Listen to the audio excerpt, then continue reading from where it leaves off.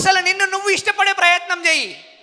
నిన్ను నువ్వు ఇష్టపడనప్పుడు నిన్ను పక్క వాళ్ళు ఇష్టపడరు, ఆటోమేటిక్గా యూనివర్స్ కూడా ఇష్టపడదు. ప్రపంచంలో అన్నీ నచ్చుతాయి మనకు, పక్కనున్న వాళ్ళు కూడా నచ్చుతూ ఉంటారు మనకు, పక్కన కుటుంబంలో వాళ్ళైతే ఇంకెక్కువ నచ్చుతూ ఉంటారు.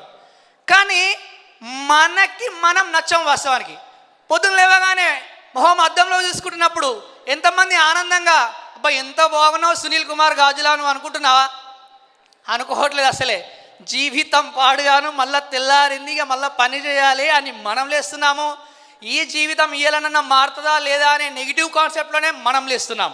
ఒకసారి నువ్వు నీ అద్దంలో నీ ముఖం చూసుకుంటున్నప్పుడు నువ్వు ఒక్కసారి ఆ క్షణం నవ్వగలిగితే ఆ రోజంతా చాలా ఉత్సాహంగా ఉండడానికి ఆస్కారం ఏర్పడుతూ ఉంటుంది.